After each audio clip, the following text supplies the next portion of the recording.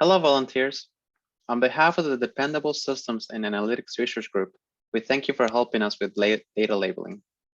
I will briefly explain what kind of data you label and how to use our labeling app. The videos you label will belong to the surgical task Pea On A Peg. There's an example here at the bottom. In this task, the graspers work together to grab each of the peas in the cup and place them atop each peg. The information we gain with these labels will help us develop a new method for labeling and segmenting surgical gestures, which is based on generalizable context changes in the environment.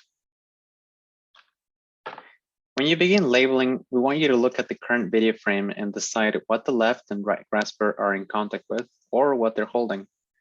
A grasper is holding an object if it is held in the jaws of the grasper. Held is important here. If a grasper is touching an object on the outside or even the inside of the jaws, but most importantly, it's not held in the jaws, then the grasper is in contact with that object.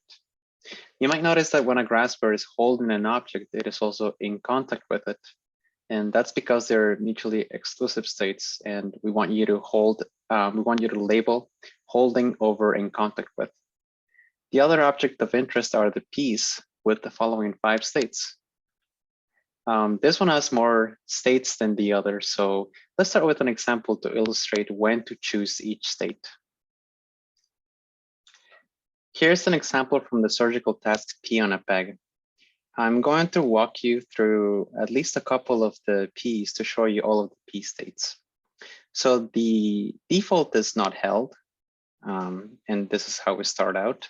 Again, the purpose of labeling is to select the correct state information here for all of the frames. So everything was good. We should move forward and see if the state changes. And you can do so by clicking the Go Forward button or by pressing D on your keyboard. So we're going to keep an eye on the right grasper, which will approach the P soon.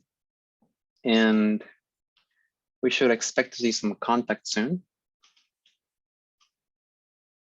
Okay, it seems like it's touching the P's now. So we'll note that here. And it seems like it's going to pick up the purple one, but I'm not sure when the grab will happen.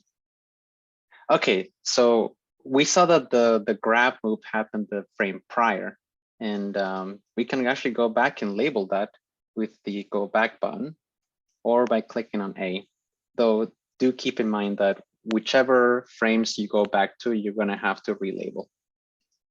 So the grasper is now holding the P or the ball, and it's also in contact with, but as I explained earlier, these are mutually exclusive states. So if it's holding the ball, it can't also be in contact with it.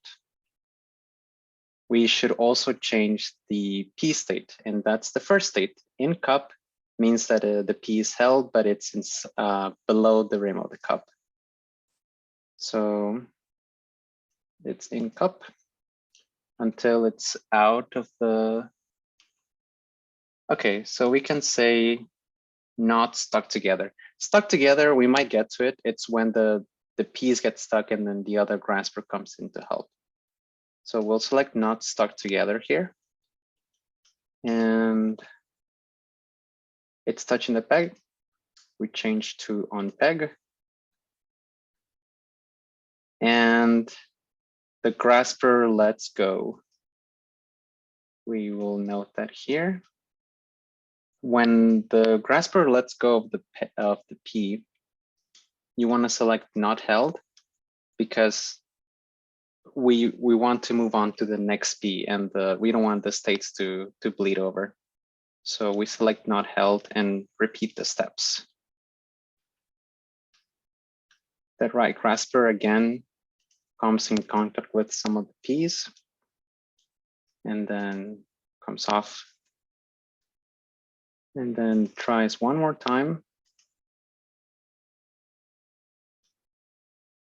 And pulls out. It's important to note when all of these states change. Okay, it seems like there's some contact now.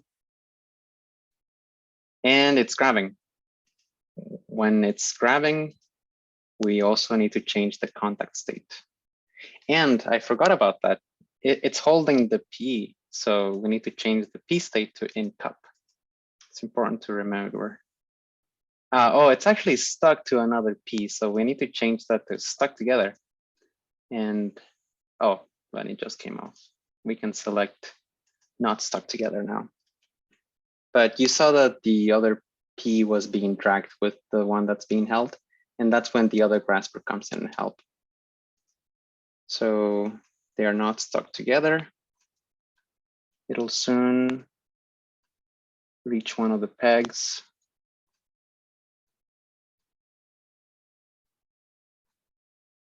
Okay, it seems like they're in contact now. So on peg. And it let go, but it's still in contact with it. Oh, and it fell. And this is when you would select, as it says here, it can go from on peg to not stuck together. And you would select not stuck together. And this will also change to nothing. They're no longer in contact. And it might try to reach for it, or it might try to continue with the other piece. Okay, so it'll continue with the other piece. So it'll fill up 1/2 of the board, and that's one complete video. So we've gone over how you label your particular set of videos. Now I'll show you where to find the labeling app, as well as how to send the transcripts back once you're finished. We're going to go through the Windows instructions first, but they're very similar on Mac. You just have to go through a couple more folders. So on Windows, you'll receive a file called build.zip. Once you unzip it, go inside it and go inside this folder. You'll find the labeling application. It'll be called Gesture Segmentation Labeling Context.exe. This is a regular application. You can start it by double-clicking on it. Inside this folder, you'll also find datasets.